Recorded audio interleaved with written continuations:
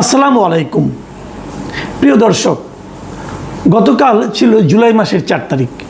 জুলাই মাসের 4 তারিখ যুক্তরাষ্ট্রের স্বাধীনতা দিবস। এবারের স্বাধীনতা দিবস ছিল তাদের 250তম স্বাধীনতা দিবস।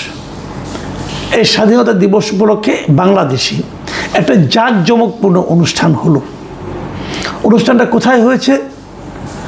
বাংলাদেশের যে জাতীয় সংসদ ভবন শেরেবাংলা নগরে, তার দক্ষিণ প্লাজায়, জাতীয় সংসদ ভবনের দক্ষিণ প্লাজায় আমার জীবনে আমি কোনোদিন দেখিনি যে অন্য একটা দেশের স্বাধীনতা দিবস উদযাপিত হয়। এবার হলো যুক্তরাষ্ট্রেরটা হলো। সেখানে যুক্তরাষ্ট্রের সামরিক বাহিনী তারা সঙ্গীত পরিবেশনা করলো।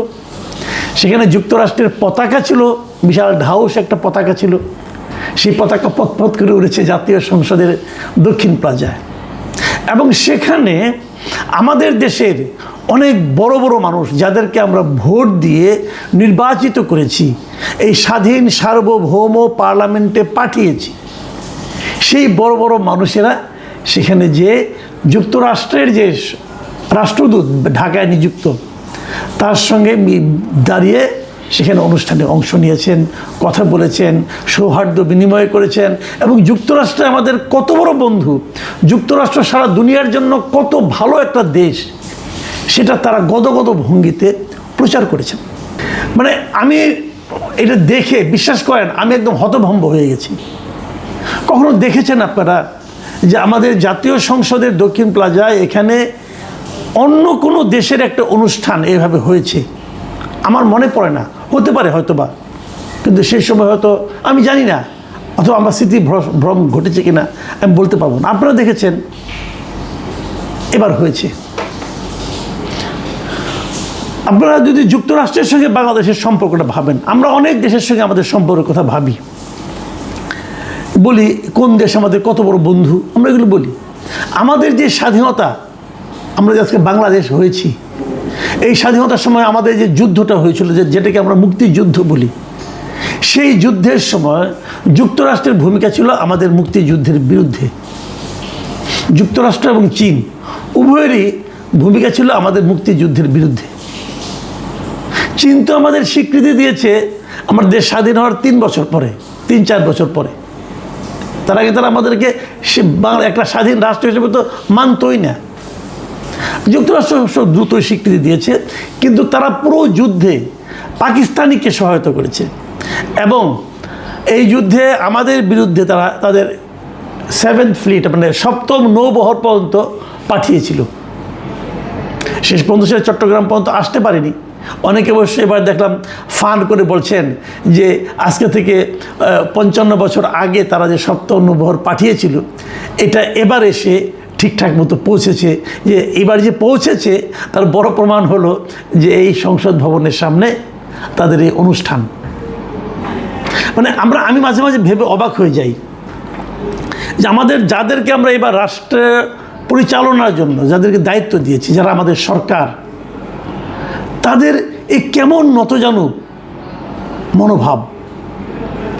আমি দেখলাম অনুষ্ঠানে কয়েকটা ভিডিও দেখলাম, এখানে আমি ডক্টর খলিলুর রহমানকে দেখে, আমাদের পররাষ্ট্রমন্ত্রী খলিলুর রহমান, তাকে দেখে আমি অবাক হইনি। মানে আমি তো এখনও মনে করি উনি আসলে যুক্তরাষ্ট্রের নাগরিক, এটা মনে করি। কারণ উনি দীর্ঘ 25-26 বছর টানা যুক্তরাষ্ট্রে ছিলেন।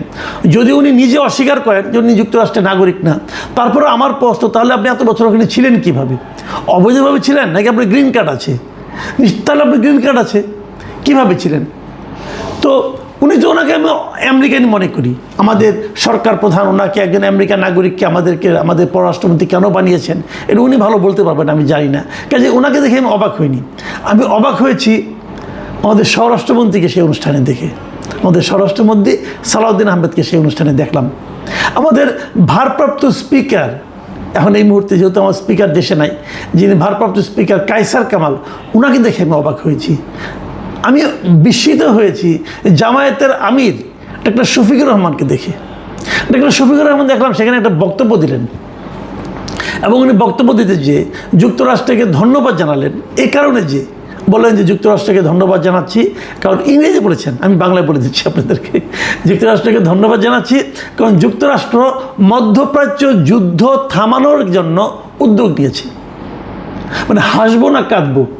আপনি বলেন মধ্যপ্রাচ্যে যে যুদ্ধটা, মানে ইরানের সঙ্গে যে যুদ্ধটা, এটা যদি থামানোর জন্য যুক্তরাষ্ট্র উদ্যোগ নিয়ে থাকে, তখন আপনি একবারও কি আপনার মনে প্রশ্নটা আসবে না যুদ্ধটা লাগালো কে? এই যুদ্ধটা কে শুরু করেছিল? ইরানের একটা স্কুলের ছোট ছোট মেয়েদের উপর বোমা কে ফেলেছিল? ওটা দিয়ে তো যুদ্ধ শুরু, ফেব্রুয়ারি 28 তারিখে। কে করেছিল? তো যুক্তরাষ্ট্রের শুরু করা যুদ্ধ এখন যুক্তরাষ্ট্র মার খেয়ে, প্যাদানি খেয়ে, তার যান যায় যায় অবস্থা, অগত্যা মুখ রক্ষার জন্য তারা যুদ্ধটা থামিয়েছে এবং বলেছে আমরা তোমাদের সঙ্গে আপোষ করতে চাই। সেইখানে শফিকুর রহমান সাহেব তাকে, এই যুক্তরাষ্ট্রের কে ধন্যবাদ জানাচ্ছে যে ওনারা যুদ্ধটা থামানোর উদ্যোগ নিয়েছে। ভাবুন, শফিকুর রহমান সাহেব তো বিরাট দেশপ্রেমিক লোক না, ইসলাম প্রেমিক, দেশপ্রেমিক। মুসলমানদের মেরে শেষ করে দিচ্ছে, ওটার জন্য তার কোনো মাথা ব্যথা নাই। উনি যুক্তরাষ্ট্রকে ধন্যবাদ জানাচ্ছেন। এই হলো আমাদের দেশের রাজনীতি। আসলে না, একটা কথা বলি আপনাদেরকে আমি, যে রাজনীতিটা এত খারাপ একটা জিনিস। রাজনীতির স্বার্থে মানুষ মানবিকতা ভুলে যায়, মানুষ ধর্ম ভুলে যায়, মানুষ জাতির সত্তার প্রতি যে আত্মসম্মান সেটা ভুলে যায়। রাজনীতির স্বার্থে তাদের কাছে পরাধীনতাও অনেক মিষ্টি লাগে। আমরা তার নমুনা দেখলাম। আচ্ছা, একটা কথা ভাবুন, আমরা তো আওয়ামী লীগ সরকারের খুব সমালোচনা করতাম, বলতাম আওয়ামী লীগ সরকার নাকি দেশটায় ভারতের কাছে বিক্রি করে দিয়েছে। আমরা বলতাম আওয়ামী লীগ সরকার ভারতের গোলামে পরিণত হয়েছে। আমরা বলতাম আওয়ামী লীগ সরকার মানে আমাদের দেশটাকে ভারতের একটা অঙ্গরাজ্যে পরিণত করেছে। বলতাম তো না? তো এই যে আমরা বলতাম, বলার পরেও কখনো কি ভারত তাদের স্বাধীনতা দিবস অথবা অন্য কোনো জাতীয় দিবস আমাদের এই জাতীয় সংসদ প্রাঙ্গণে করার সাহস পেয়েছে অথবা আমরা করতে দিয়েছি? যদি ধরেন তো একটা কথা, যদি হতো, যদি আমাদের এই দক্ষিণ প্লাজায় আওয়ামী লীগ আমলের কথা ধরেন, এখনকার আমলের কথা বলছি না, আওয়ামী লীগ আমলের কথা, যদি তারা এখানে একটা অনুষ্ঠান করতো তাদের জাতীয় দিবসের, তাদের স্বাধীনতা দিবসের, সারা দেশে কি হতো? এই জামাত ইসলাম, এই বিএনপি অথবা অন্য অন্য রাজনীতি, এই বামপন্থীরা তারা কী করতো? এই মন্ত্রিসভায় কিন্তু বামপন্থী একজন নেতা আছেন, জোনায়েদ সাকি, বিরাট বিপ্লবী। তাকেও দেখলাম যে ভেজা বিড়ালের মতো ওই যুক্তরাষ্ট্রের যে রাষ্ট্রদূত আছে তার পাশে দাঁড়াতে পারে নিজেকে খুব গর্বিত মনে করছেন, কাছুমাছু করে দাঁড়িয়ে আছেন। এটাও দেখলাম। তাহলে আপনাকে একটা কথা ভাবুন, যদি ভারত এখানে একটা প্রোগ্রাম করতো তাহলে তার কি রিয়াকশন, কি রিপারকেশন এদেশে হতো, এদেশের পলিটিক্যাল পার্টিগুলিতে হতো। অথচ আজ যখন যুক্তরাষ্ট্র মানে একটা অনুষ্ঠান করলো, তখন আপনারা তার কোনো রকম একটা শব্দ প্রতিবাদ দেখেছেন কোথাও? কোনো একটা পলিটিক্যাল পার্টির মধ্যে দেখেছেন? আমি কেবল একটা দেখলাম, একটা বামপন্থী দল কি বাসদ, ওরা একটু প্রতিবাদ করেছে। আর কারো প্রতিবাদ হয়তো করেছে, কোনো করলে ওরকম বামপন্থীরাই করবে। আর কারো তো এরকম আত্মবিশ্বাস অথবা ওরকম মেরুদণ্ড আছে বলে আমার কাছে মনে হয় না। কিন্তু এরা করলোটা কি? মানে এটা কি ডিজাইন? আসলে সেই যে আপনারা মনে করতে পারবেন, এই যে ডক্টর ইউনূস বলেছিল একটা মেটিকুলাস ডিজাইন ওনারা করেছেন, রিসেট বাটন টিপে দিয়েছেন। এটাই কি সেই মেটিকুলাস ডিজাইন? এটাই কি সেই রিসেট বাটন টিপে দেওয়া? আমরা যখন, বিশেষ করে আমি যখন ইউনিভার্সিটিতে পড়তাম, মাঝে মাঝে আমরা যখন ছাত্র রাজনীতি করতাম, বিভিন্ন রাজনৈতিক দলের লিডারদের কাছে আমরা একটা কথা বলতাম প্রায়, সেটা হলো কি, যে দেয়ালের লিখন পড়ুন, দেখুন মানুষ কি বলছে। মানুষের বক্তব্যগুলো দেয়ালে দেয়ালে থাকতো। এখন তো দেয়াল লেখন উঠে গেছে। এখন আমি মাঝে মাঝে বলি সোশ্যাল মিডিয়ার কমেন্টগুলো দেখুন আপনারা, সোশ্যাল মিডিয়ায় কে কী বলছে শুনুন। বলবেন হয়তো ও তো অমুক দল, সে তো তমুক দল, যে দলেরই হোক, কথাগুলি শুনুন, কথাগুলি লজিক্যাল মনে হয় কি না সেটা একবার ভাবুন।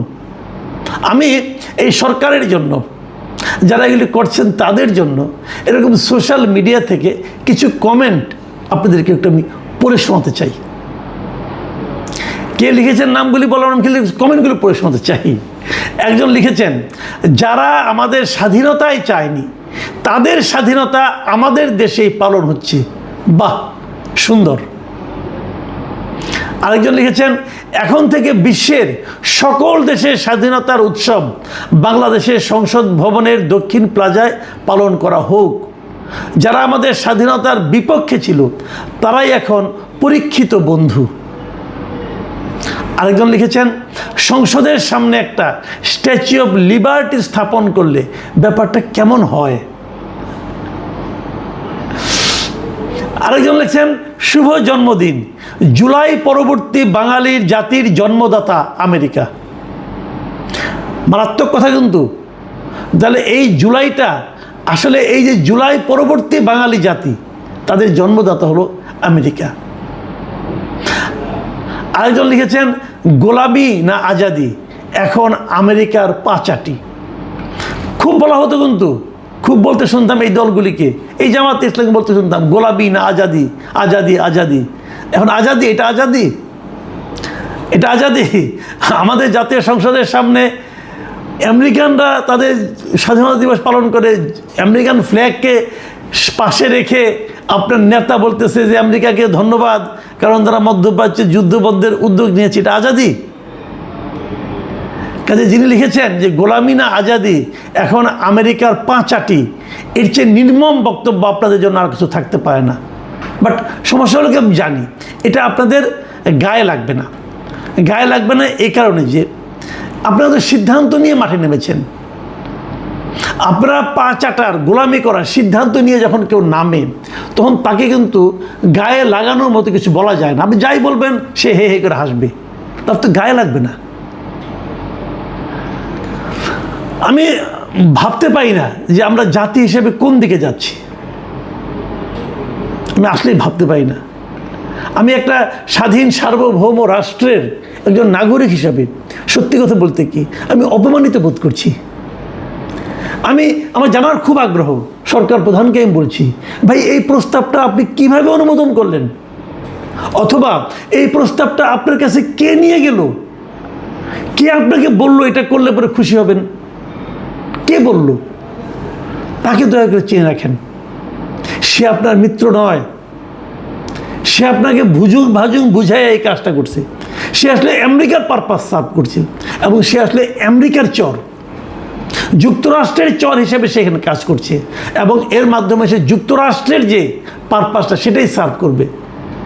এখানে লাভ হবে মাত্র একজনের, সে লোকটাকে এখানে যে যুক্তরাষ্ট্রের যে অ্যাম্বাসেডার আছেন এই দেশে,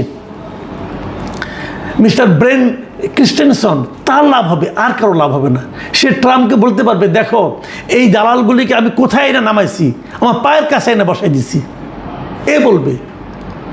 আমাদের দেশে যুক্তরাষ্ট্রের রাষ্ট্রদূত এর আগে প্রধানমন্ত্রী দেখা পাইতো না। অনেক মন্ত্রীকে বলতে শুনতাম, ওর সঙ্গে কী দেখা করবো, সে তো একজন জয়েন্ট সেক্রেটারি লেভেলের অফিসার। আর এই জয়েন্ট সেক্রেটারি লেভেলের অফিসারের কাছে এখন আমাদের এই অবস্থা। আমরা দেশ ছোট হতে পারি, কিন্তু আমাদেরকে আত্মসম্মান থাকবে না। আমি আরেকটা কথা বলি, রাজনীতির কথা বলি না, এখন একটু ভূ রাজনীতির কথা বলি। আমাদের প্রধানমন্ত্রী কদিন আগে চীন সফরে গেলেন। চীন সফরে চীনের সঙ্গে অনেকগুলো বিষয় নিয়ে আলাপ আলোচনা করেছেন। আমরাও ভেবেছি এটা একটা মাস্টার স্ট্রোক ছিল, কারণ ভারতের সঙ্গে চীনের সঙ্গে ওই যে কূটনৈতিক যে বোঝাপড়াটা, যে দেন দরবারটা, এটা খুব সুন্দরভাবে আমাদের সরকার প্রধান করতে পেরেছেন বলে আমি ভেবেছিলাম। যে কাজটা এখানে দক্ষিণ প্লাজায় হলো, এরপর কি চীনের সঙ্গে আপনি সেই সম্পর্কটা বজায় রাখতে পারবেন? চীন কি এটাকে ভালোভাবে নেবে?